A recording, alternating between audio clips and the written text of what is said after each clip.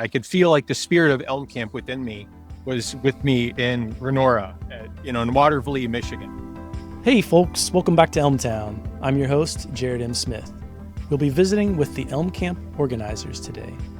But first, let's talk about our sponsor, Logistically. At Logistically, we make intuitive software to help logistics teams make better decisions and improve efficiency. We build the front end for all new features in Elm. If you're interested in our mission and enjoy writing Elm, please drop us a line, elmtown@logisticallyinc.com. I'll put a link in the show notes. And now I'm going to turn this over to John Pavlick, who is going to introduce the Elm Camp sponsors. Yeah, we'd like to just take a second and thank our sponsors for this year, No Red Ink and Concentric. We put on Elm Camp more or less, we do it at cost, and it really, really helps us out a lot to have sponsorship from companies that are benefiting from the work that we all do as a community. And really grateful for that. And thank you very much. Hope to see you next year. All right. Thank you, John. And so I'll just go around now and introduce everybody. So John, who was just speaking, John Pavlick. And then there's Wolfgang Schuster is on with us, as well as Tristan Pendergrass. And then, John, if you just start and introduce yourself a little bit. Yeah, sure. John Pavlick. I've been in and around the Elm community for about 8 years now. And I've gotten to do it professionally at a few different places and really enjoy the language. And probably more than that, even I really enjoy the community and the people.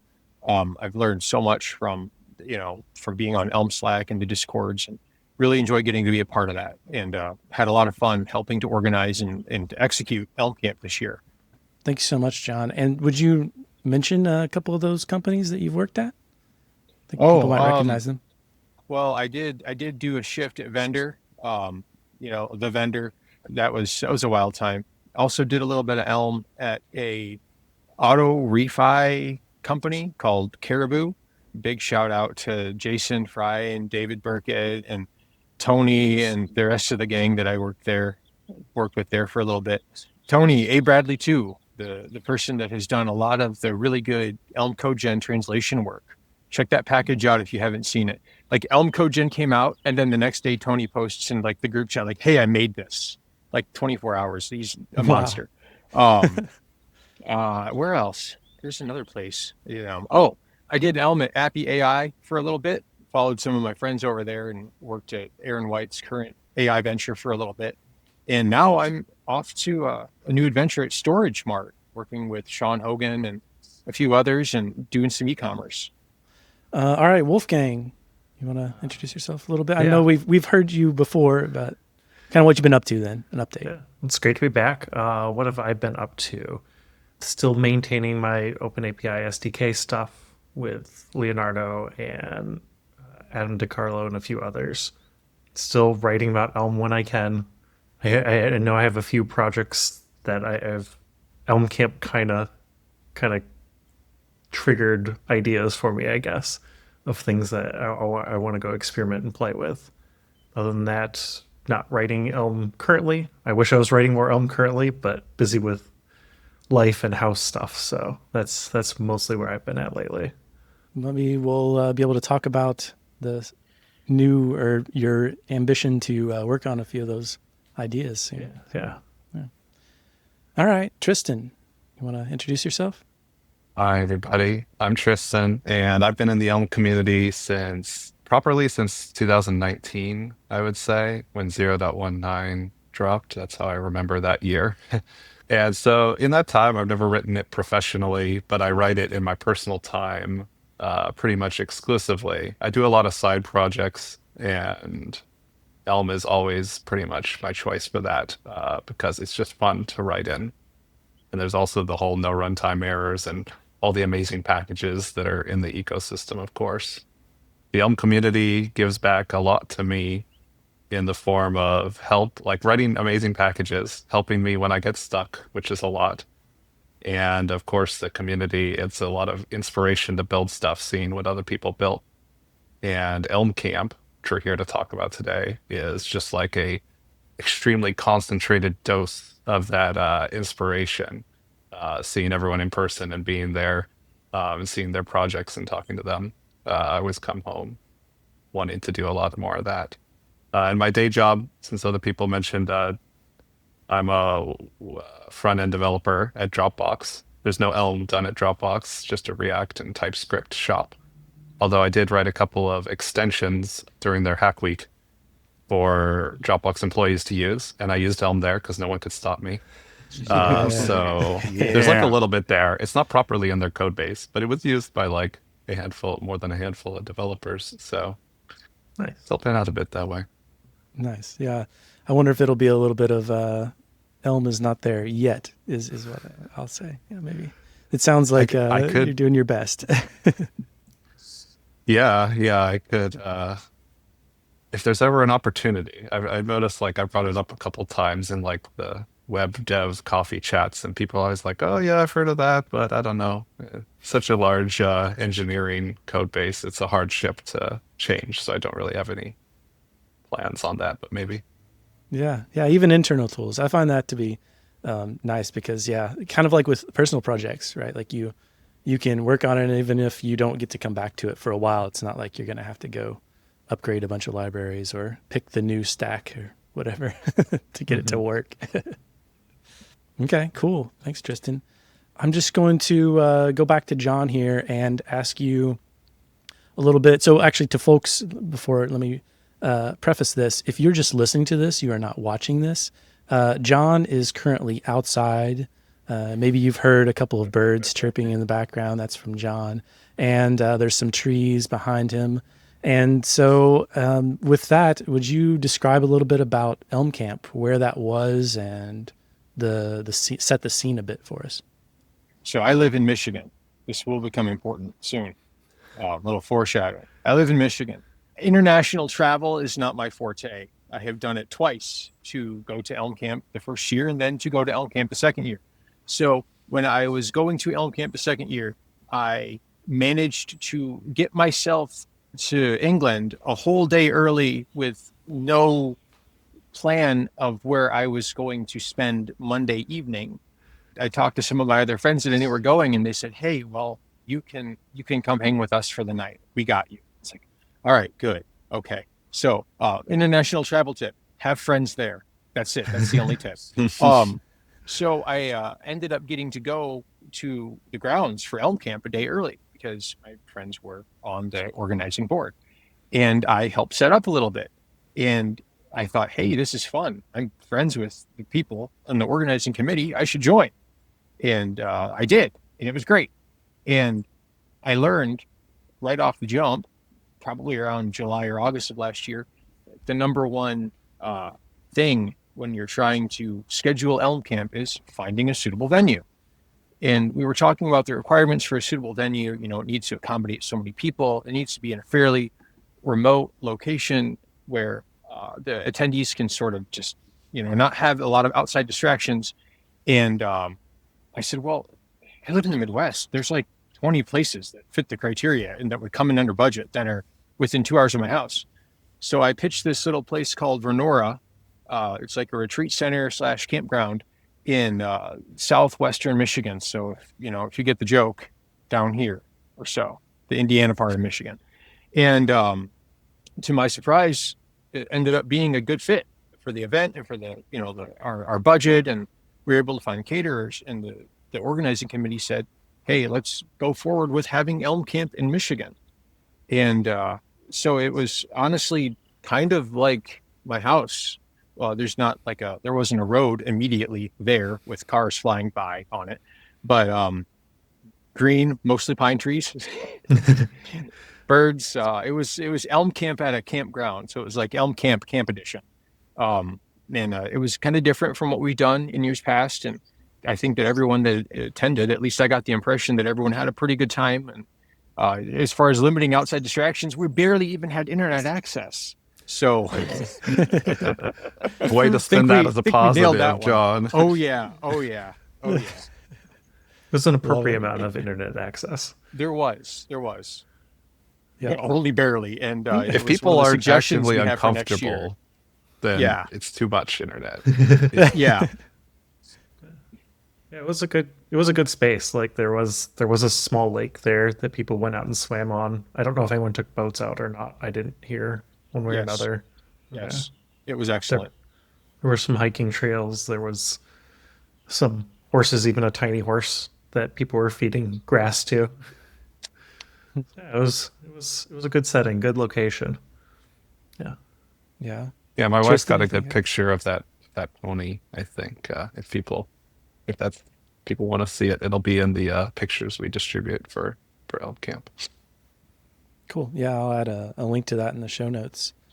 Yeah, so animals, lake, and for me, the trails were nice. I like to hike a lot, move my body, and so yeah, just being able to get out and walk around and be in nature and away from distractions. It felt like this was my first Elm Camp, so my first experience with it. So I don't know how it compared to other years, but as far as for me, and I'm in Indiana, so it's I guess not too different as far as the geography there. So yeah, it's amazing. Yeah, I would say the vibe was pretty similar overall. I mean, it was different in terms of the two prior years were all in a single building. And this year we had, I mean, most of the sessions were concentrated, most of the hanging out was concentrated in like the main hall building. But having people separated out into separate little like cabins or houses that they were staying in during the camp, that was different. Made it kind of fun. I know on the first morning it was raining a little bit when I went to go into the main hall. Thankfully, not too bad, but I think that experience was slightly different, having to be out in the weather one way or another versus in the prior 2 years. Like if it rained, we were inside the entire time. It didn't matter. I don't know. It was kind of a nice little different, and I think the campgrounds were a little bit nicer this year for the people who did camp. I know people camped last year. I don't think anyone camped the first year, but it definitely felt like the camping accessibility was a little bit better this year. Anything else about the place before we move on to other parts of the camp? We got really lucky, I think, because the weather was supposed to be like around the time that you could tell what the weather is supposed to be. It started to become apparent that we were in for what seemed to be a rough time. It turned out that like we were forecasted for extremely hot days with like 100% chance of like absolute downpour thunderstorms. And we only got actively rained on for about 3 minutes once after I insisted that we all go outside for a session, and then immediately started raining. And we didn't get to have our bonfire on the last night because of the rain. But for the most of the rest of the time, it was pretty clear and it wasn't too bad. Yeah. Yeah, and there was a heat advisory, but it broke, I think, like right before it started. So that was I was worried that it might, be a problem, but no, not bad. And then as far as the conference itself, we've talked about this in the past episodes as far as the format of the conference. Wolfgang, if you want to talk a little bit about that, and then Tristan and John, you can kind of fill in other parts. Yeah. So Elm Camp, unlike traditional conferences, is an unconference, which means that instead of having a person standing up on a stage speaking out at an audience, it's more of a group of people hanging out together. Could be in a big hall, like a lot of the sessions were this year, or it could be in like a living room, like a few of the sessions were this year. Just kind of sitting around in rocking chairs and couches and chatting about whatever it is you want. We usually try to plan some type of theme for the sessions ahead of time, but it's can very well change. I know that definitely happened in some of them, or can run long. If you're going to your typical conference, your session starts at 10 o'clock and it ends at 10:51, and they try to clear out that room real fast, and we don't have to deal with that. We can let people gather. We can have them leave and go take the session elsewhere. I've heard it compared to the hallway track at a normal conference. I would also say too that someone from the camp pointed out to me that it's a lot more relaxing than a traditional conference.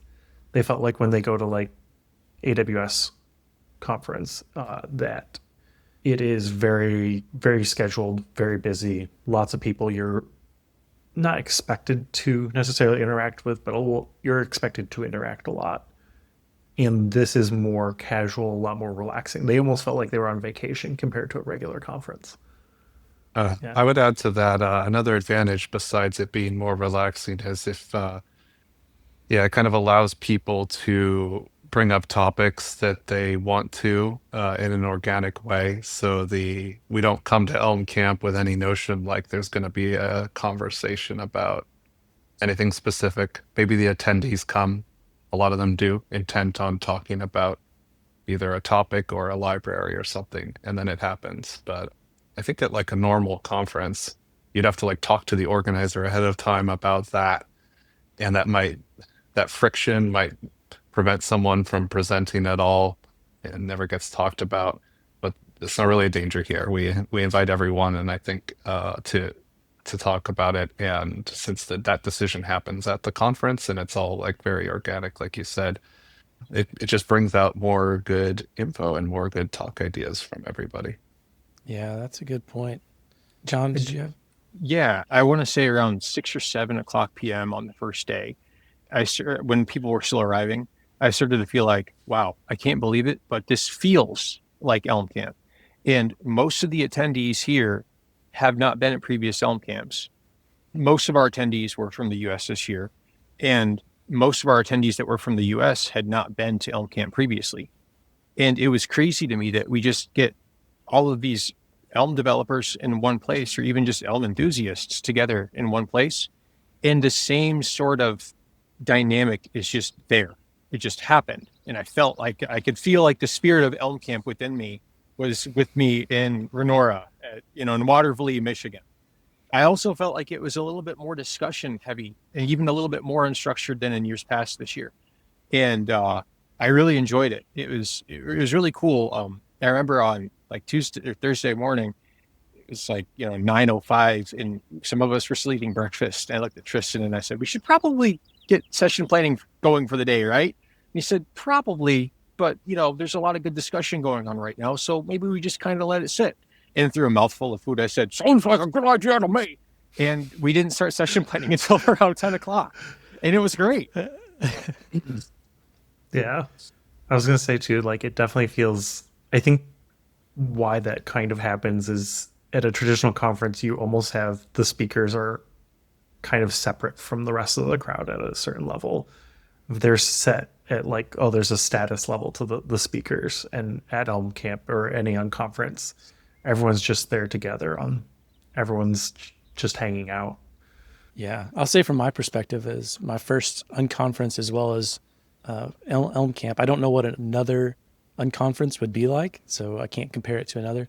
But from my experience, it felt like I was an organizer in the best way. And by that I mean, like I didn't have any set responsibility, but I felt like I could easily contribute to session ideas. Within a session, I felt like, okay, we're going to talk about this thing and, I don't need to lead the discussion, even if I brought up the topic, which I did that. I brought up topics and then did not lead the discussion.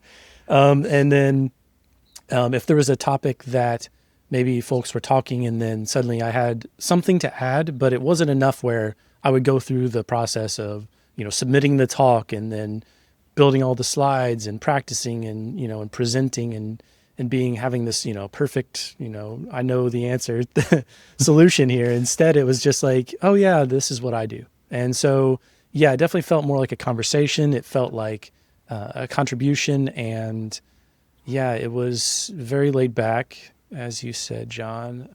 And also something that you mentioned at the beginning is that it was sort of a circle, but an open circle. I don't remember the exact term you used, but like the idea being that you could leave it open so that other folks could join into that conversation. Or if you're in that conversation and you maybe wanted to see what the other topic was, and there was no awkwardness if you decided to just get up and walk off. So yeah, it felt very much like the hallway track. And from my experience at conferences, I've been to ones and when I first started, I was just like, all right, I got to get this and I got to go to that and got to do it. And then after a couple of times, I was like, actually, I don't have to go to all the things. In fact, I'll maybe go to one, meet some people, and then I might not go to very many the rest of the time and have a much better time. So yeah, that definitely resonated with me as a conference that's sort of organized around the idea that there doesn't have to be this, this one person speaking, everybody listening. Maybe there'll be time at the end for Q&A, maybe not. And instead more of like everybody can sort of work together and cooperate and collaborate and yeah, have a good time. So Excellent. We did a good job then, I think. I think so. I'm giving a thumbs up to those that, that can't see. So yeah, okay. Anything else about the Unconference as a format before we move on to sessions? Yeah, I had a thought earlier while we were talking. It gives you a really, really great way to meet and to befriend the people in your community because the format is so open and because there is such I don't know, psychological safety maybe around speaking up. Most everyone has something that they want to say and have heard, and that gives you the opportunity to hear something that someone else says and to be interacting with them without necessarily the having to go through the process of walking up to them and sitting down next to them. And as my 5-year-old said when he was a 3-year-old, what's your name? Right. It's a lot less. It's like a lot easier to sort of meet people and to develop new relationships. And maybe you heard someone say something interesting and you thought about it and then you thought something later. It would be cool to just walk up to them when they're sitting in the main hall at dinner and say, hey, you said something that kind of sparked my curiosity earlier. Can you tell me more about XYZ? And now you've got a friend. It's crazy. It's almost like making friends felt when you were a little kid at the playground. It's that level of like relaxed invitingness, I guess. I don't know, but y'all get it.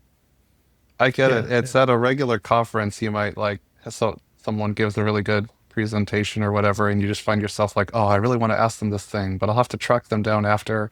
There's probably like a gaggle of people around them. So like, you got to like shoehorn your way in there to talk to them. But here, no one is a VIP, really. If you want to talk to them, you're going to have ample opportunity. That makes the whole thing great because you're going to get your question answered. You're going to have the conversation you want to have. Yeah, I agree with all that. Yeah, it felt like I was able to have deep conversation with nearly everybody at some point, whether it was during a dinner or breakfast or on a hike or, even in sessions, just the ability to, just be able to have that openness to say something without pressure to know all the answers, I guess, or, feel like, you're kind of on the spot when it's like, even Q&A, you think about it, like you get a microphone and, you got to go up there. All right, this better be a good question. I could ask what I might call, just a silly question or maybe not like a high stakes question. This is just for me, as opposed to having the sense of like, oh, this better be a question that is worth the 5 minutes that we have to ask questions. Yes, it's a good point. It's all the thrill and the pleasure of like getting to ask your question without the like the stress or the potential you don't get to ask it, which might happen at a regular conference. I think there's probably a limit to how large of a conference you could have in this format. I don't know if y'all have studied other unconferences to see like what's the largest one that people have claimed to be a success, but I'd be curious to see, if you had 100 people, if they could unconference without going wild, losing control. The riots on the streets of. I wonder what a breakdown would look like if you hit some sort of critical mass. I would wonder what it would look like for an unconference not to scale. Like, would there be too many cool conversations going on Well, at you'd once? lose that element I talked about where it's like you can reliably track down anyone and have a decent conversation with them after the fact. I just looked it up and Dunbar's number is 150. That's like a relatively Okay. slightly arbitrary number social scientists have come up with for how many people can be in your tribe or something and maintain. I'm not sure how relevant that is to an unconference, but maybe that's an upper bound. I have the feeling the true answer to my answer to your question, Jared, would be maybe roughly like twice as large as we were this year, like 40 to 50 people would be I would be skeptical it would work exactly the same way or as well above that. But we have plenty of room to grow at our current margin. Part of the original idea of Elm Camp was that there could be multiple. So there could be multiple unconferences. Like we could have a Europe unconference and an Americas unconference and an Asia Pacific unconference. And that would be fantastic. You're not going to get to talk to everyone, but you never do. Having that level of breakdown, though, and separate conferences, I think would be very nice to have. And it would give everyone that kind of community vibe and friend vibe, I think, that you would come to expect from Elm Camp. That's a tantalizing idea, Wolfgang, the idea of doing a Europe and an America one each year. If people in Europe this year really missed not having it, then they should let us know. Maybe it's something to think about in future years. Mm-hmm. Definitely. There we go. And so I believe there's an email address to contact the organizers. I'll put that in the show notes. Yep. With feedback. Also, and maybe this will segue us into sessions. During Elm Camp, Enrique told us about Feedback One, which is a tool to provide feedback. And during Elm Camp, it was put onto the Elm Camp website. And so, assuming it's still up there, I think it is. You could put feedback in there as well. So that's an option if you don't want to have to write a whole email. To elaborate a tiny bit on that, if you go to the website elm.camp, there will be a little feedback widget in the right side of the screen in the middle. And click on that, and you will be seeing Feedback One, a product built with Elm by Henrik, as he said. Yep. So yeah, with that in mind, Tristan, you want to talk a little bit about some of the sessions, and then we can kind of go around with John and Wolfgang? Since we're on the topic, I'll just elaborate a little bit on Feedback One. That was one of my favorite sessions. I think one of my favorite things about Elm, and one of the things I think will let it keep flourishing and let it flourish as a language, as a community even more, is for real products that are useful to be, like, it needs two things, right? Like it needs libraries and such to help us write Elm code better and let people like me, who mainly like make personal projects, to write Elm more efficiently and with more fun.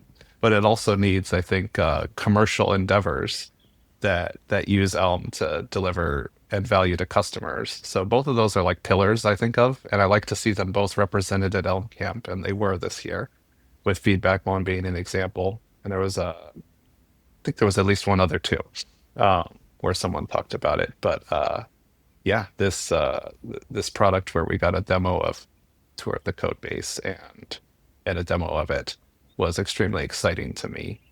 How do we want to structure this? Do we want to like popcorn about our favorite talks? I think I'll just popcorn it to Wolfgang to talk about a talk that you liked. Sure. Possibly a weird choice. There was someone who came to Elm Camp who doesn't write Elm. They write Go. And they had a little session talking about Bubble Tea, which is an Elm-like framework for building text UIs in Go. And I just thought that was really, really exciting to see somebody who was there not specifically for the language, but for the community, and talking about something still related, but separate somehow. It was just kind of it was a fun little different thing. It was kind of nice to see. There's an Elmtown about that, Elmtown 81, inspired Bubble Tea with Christian Rocha, where he shares his experience building that TUI framework. And then, I thought that was neat then to see, Wolfgang, of course, with all of your experiments, showed how to create a TUI with Elm. And how to actually do, which, I mean, really that idea, and maybe you can elaborate more, goes way beyond just TUIs, but just the idea that, this is possible with Elm was really exciting and made me just want to go like write all kinds of weird stuff. So yeah. So that was, going into that session, it was kind of interesting. I had been speaking with John, I think the morning before, and something about like hacking the Elm runtime to do things. then there was the session for like building TUIs in Elm, and I initially thought, oh, this is using Elm specifically, but it ended up being about bubble tea, which was exciting. And then I got to kind of show off some other experiments that I had done like a year or two ago with using Elm to write TUIs, and it was, to me, it was exciting to see the differences of how you're using the same architecture but completely different approaches, or different languages with the same architecture to arrive at a similar solution. And I hope that inspired people to kind of go out and experiment in fun, different, weird ways. I think that's why the bubble tea thing excited me so much, is I really like saying, okay, I have Elm. What else can I do with this that isn't normal? What can I do with this that is weird or maybe even taboo in a way? And seeing how far I can take it, which to me is kind of what bubble tea is saying, okay, here's this framework. Where else can I put this framework, or how else can I use this framework? And then mine was, I have this language. What else can I do with this language that is unintended? Which is kind of where my ideas around, like, I started thinking about, so you can build TUIs and you can render text from Elm into a terminal. And Elm, which is abnormal, what else could you render into? Could you render it into native desktop stuff? And I don't know. I think it's pretty reasonable to be able to do it in a similar hacky way. But yeah, I don't know. Maybe I'll experiment with it. Maybe someone else will get inspired and go experiment with it. I don't think it's as hacky as it sounds like. I mean, but I think maybe for folks who are curious about what we're talking about, that blog series that you have may be helpful, which I'll add links to that, as well as the repo for the Elm TUI. Yeah. I don't think hacking in a bad way. I guess I mean hacker, like thinking of like old school hacker who goes in and says, well, it's just code. What can I do with it? Versus viewing it as like being put in a box in a way. I feel a lot of times developers put themselves in a box of, well, it's Elm, so I can only write Elm, or it's JavaScript, so I can only write JavaScript. And just exploring. I'm one of those developers. Yeah. Like, when I heard you talking about, I told me this in it. When I heard you talking before about you're like, you have Elm, and this is a praiseworthy thing, but you were like, and then when you get something like Elm, you're like, how can I break this? What rule? If I break this rule, like what comes out of it, and so on. And yeah, I think that's neat, and I'm not that way, and that's fine. Perfectly fine. Yeah. Yeah. I I don't like to mean see to. how far I can go coloring within the lines. This is my style. Yeah, yeah. I like to be, I guess, yeah, using the coloring within the lines, for me, it's like, okay, what if I replace this blue marker with a blue colored pencil? What happens? That's a good analogy. I like getting scissors and cutting the lines out of the paper and then projecting them into new form. That's another level entirely. I made a comment to Wolfgang, and I'm sure I'm going to get absolutely murdered for this if it escapes me too much. But I said, I'm starting to realize that the optimal amount of JavaScript in an Elm application is non-zero, and it's code.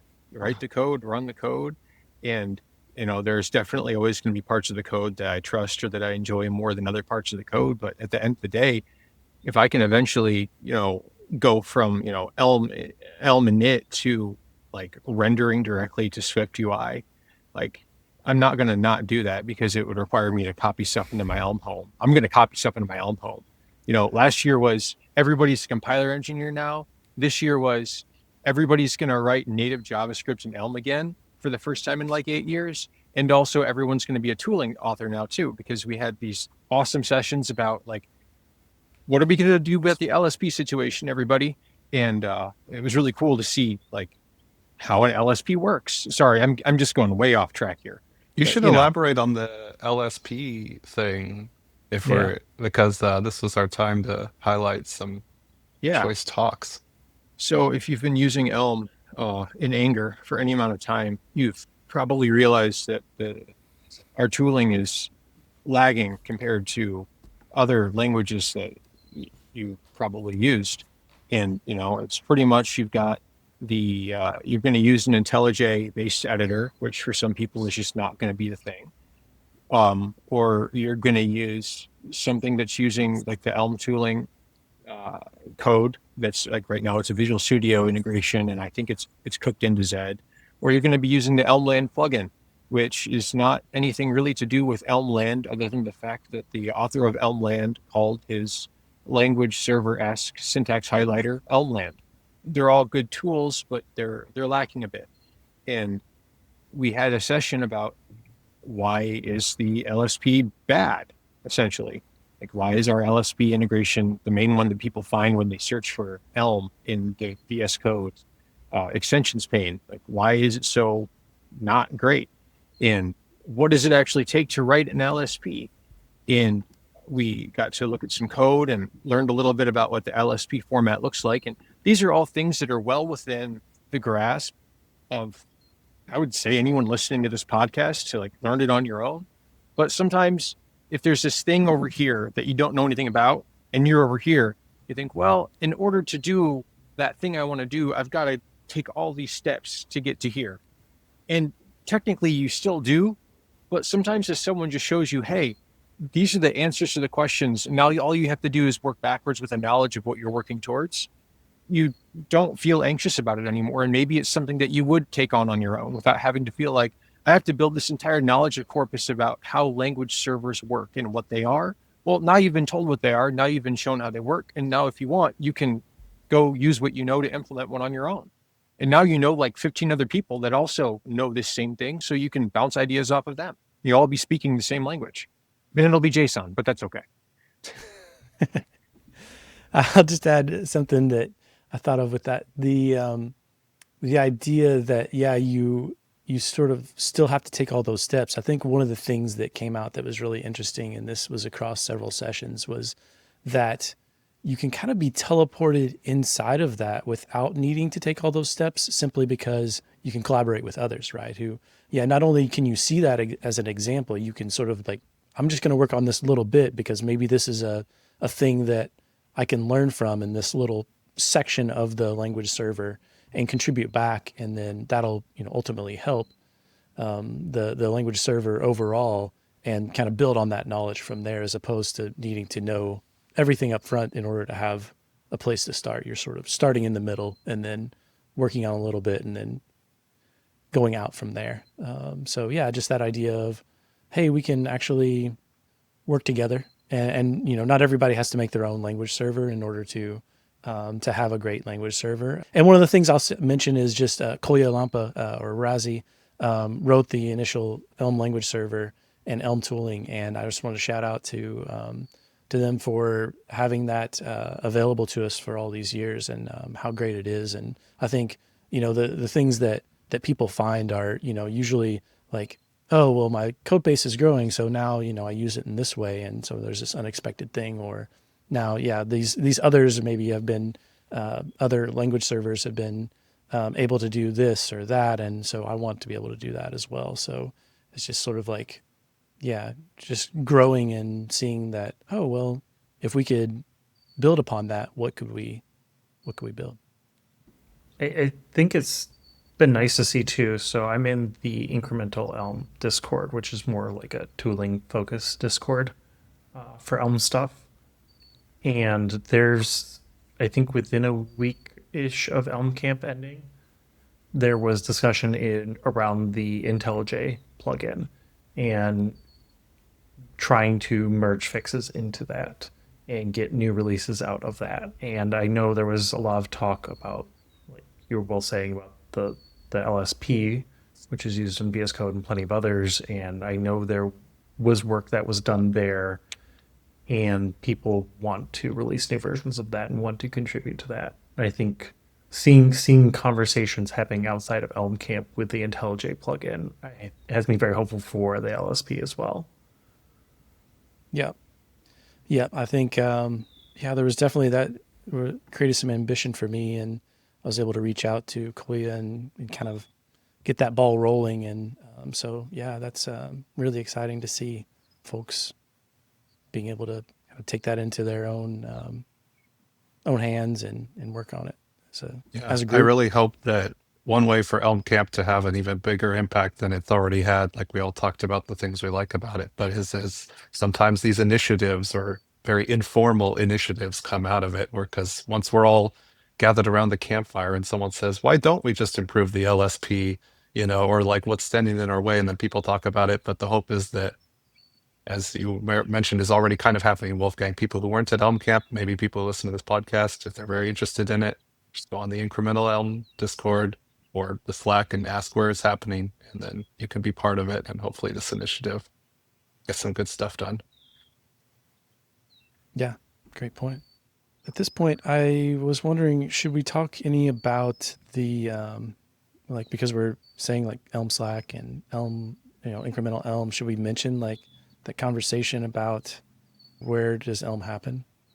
Could I Yeah, I can suppose? I can speak to that. I think I was involved most heavily with it out of the organizers that are here. That conversation of where does Elm happen, we had early on in the conference, and I think that wasn't such a successful conversation. Like, it did participating in it. It went through several iterations. We had a part two later because we kind of like we used up our half hour, and then there were other talks people wanted to go to, so everyone drifted off to that before we really got down to it. So I do want to point out that like it's that can happen at an unconference as well. I think in that one, honestly speaking, it didn't resolve to anything satisfying. We all kind of people, the like 5 or 6 of us that were there, at least in the one that version of it that I'm thinking of, we talked about the different options that exist for Elm, like the Slack, the Discord, and Discourse, and Elm Camp itself, and so on. But nothing concrete about like how to improve it or whether it needs improvement came out of it. Did you have a different impression, Jared?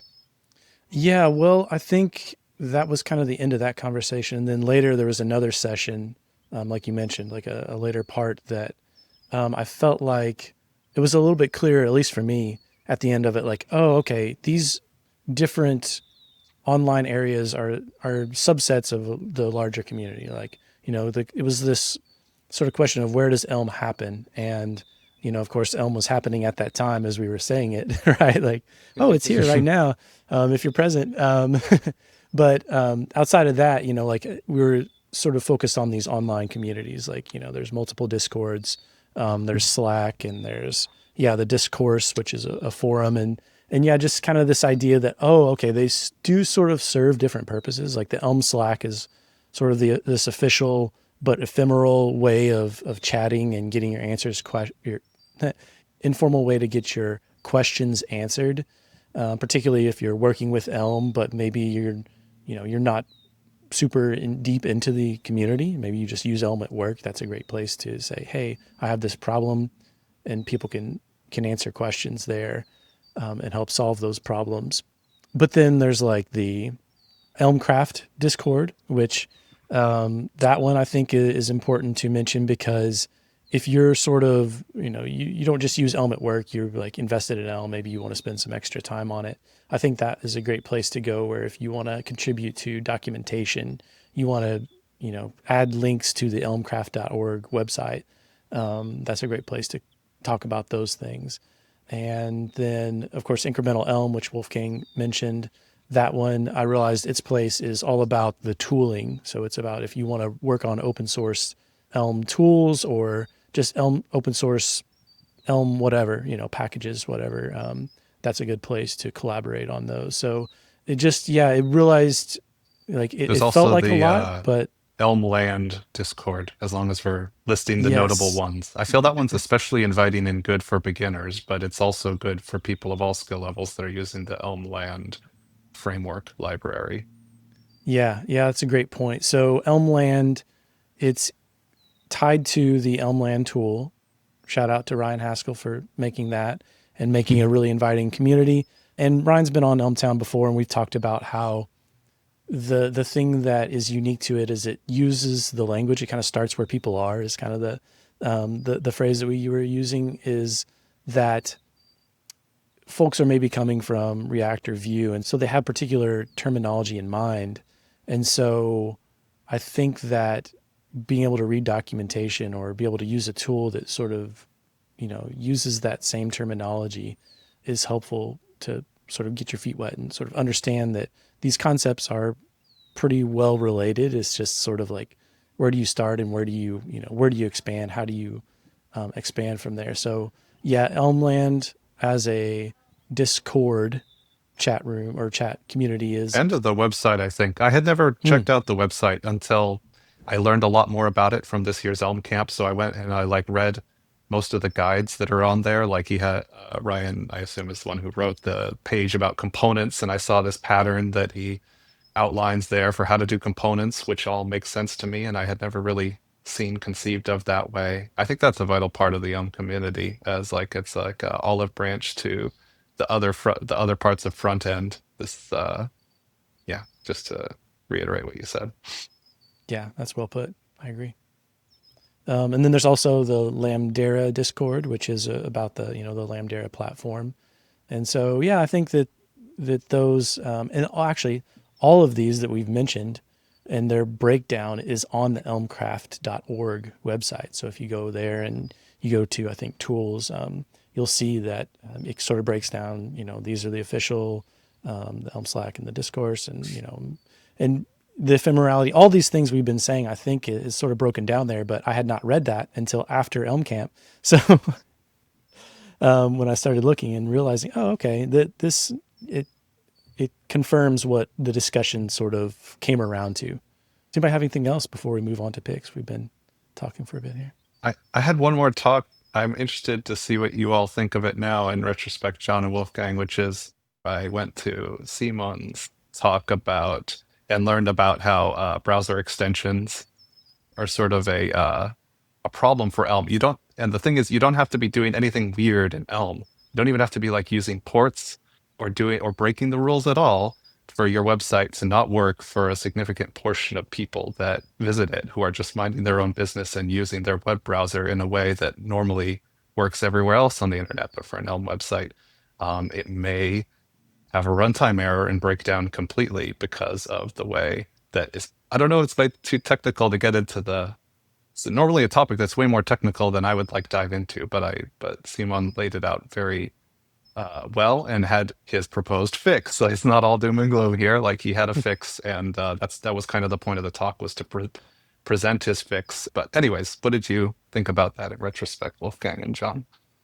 I was thrilled, for one, that it wasn't even like, hey, this is getting to be a real problem. I mean, I've been bitten by it before. Um, it was more along the lines of, here is how you prepare the antidote, and here is how you administer it.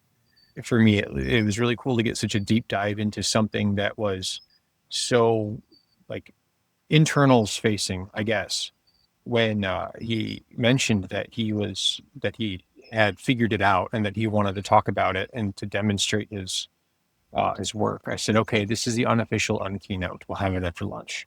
Um, so I mean, right now for my job, I'm working on getting it integrated with some of our Elm applications that are running in production. So it's like professionally, it's great. And I'm looking at this ticket. I started a week ago. It'll be a week tomorrow that I started, and the ticket that I was assigned to fix this thing was opened in February of this year. So it's cool to be able to finally say, hey, we fixed it. You don't have to worry about that anymore. And it'll be really cool when we get to a point where you don't have to fix it. It's just the fix is part of the product. But I don't know. For me, it's Yeah, cool to see how it all works too. we should put a link in the show notes so that someone who wants to follow up could do so. I guess it would be to Simon Liddell's GitHub repo. Yeah, I'll definitely add that. I think it's Elm Safe Virtual DOM, his repo there. I'll add a link to that, and maybe Wolfgang, if you wouldn't mind, to elaborate a little bit on what exactly that this means, like what we're talking about, because I think it, at least to me from the conversation, it doesn't seem like it's very clear what this solves or like, who it's solving it for. Yeah, yeah.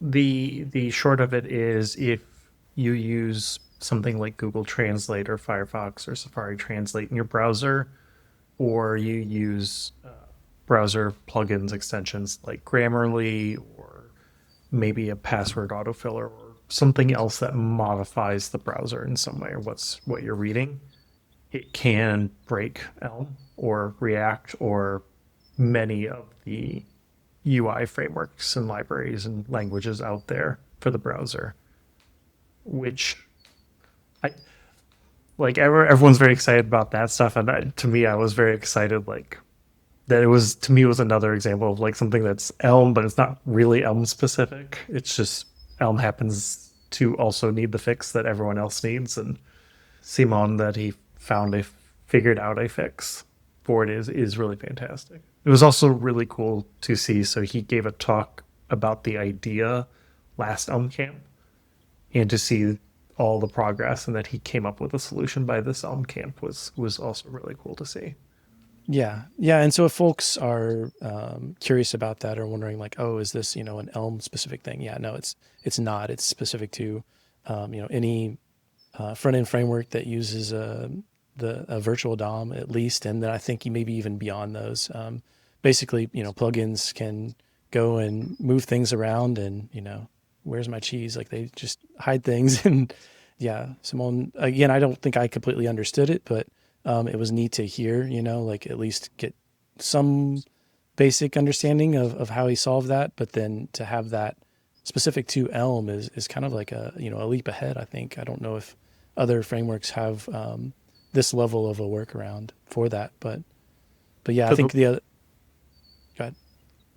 For the leap ahead, like there is, as Simone pointed out, there is a bug that I want to say is around 10 years old that the React engineering team, I don't know who specifically, filed for Chrome, saying that it was a Chrome problem that needed to be fixed, and Chrome came back and the engineers said, no, this is a React problem, and it's been kind of sitting in limbo and going back and forth now for 10-ish years. And again, not React specific, but that Simon managed to figure this out is really fantastic, not just for Elm, but for, I think, web frameworks and web UI building in general. Yeah, that's really exciting. And in my mind, it kind of like you could definitely say like this is a browser thing. Like they're allowing these to come in and and move things around, but to be able to have a solution within the framework, yeah, I mean to be able to then share that and say, hey, folks in the React community or folks in the Vue community, right? Extending that olive branch again is Tristan so well put it. Yeah, it's a way to be able to provide overall to everybody that's working in front end web development. Anybody have anything else before we move on to picks? I think I covered everything. All right. Well, John, what picks do you have for us today? Picks. Left Pizza, Left Compose. I know. I haven't published any new packages in a minute, but I'm pretty sure the last one I published is just JM Pavlick /Q. I'm gonna plug my favorite thing that I've maybe done that's open source for like 2 seconds. And I was being asked to do a lot of TypeScript, and I realized how nice their handling is around nullish and undefined values and like null coalescing. And I thought I want that feeling in Elm, and I wrote a bunch of combinators, which is how I solve all of my problems in life. And the Zaka compiler, which I totally forgot about, and now I'm extremely interested in because it seems like I haven't done this on my own project yet. Really direct path to installing all of the patches for the VNOM stuff, as well as doing anything you want with native code and native code patching with its alternate module system. I feel like we all sort of just collectively memory hold the fact that it exists and it looks really nice. So I'm going to play with that a little bit more this week. And had one other thing, and then I forgot it. Those are my picks. Oh, and Michigan. I'm picking Michigan. Nice. All right. Wolfgang, yeah. Picks do you have? My picks. So this week is Summer Games Done Quick, video game speedrunning charity event for Doctors Without Borders. So definitely at the top of my picks. While not recording this podcast, I've had it on in the background. We usually have it on in the background of the house the entire week, 24/7. And then I've been reading a book on tape called The Last Phi Hunter. Phi is spelled Phi, about a ghost/monster hunter in an Eastern setting, which has been really fun. It's been a fun listen. And then I haven't started it yet, but it is on my list as soon as I can find some free time, like 5 hours of free time. Richard Feldman released a new course on front end masters called Write a Compiler That Understands Types for learning and understanding type checking and compiling.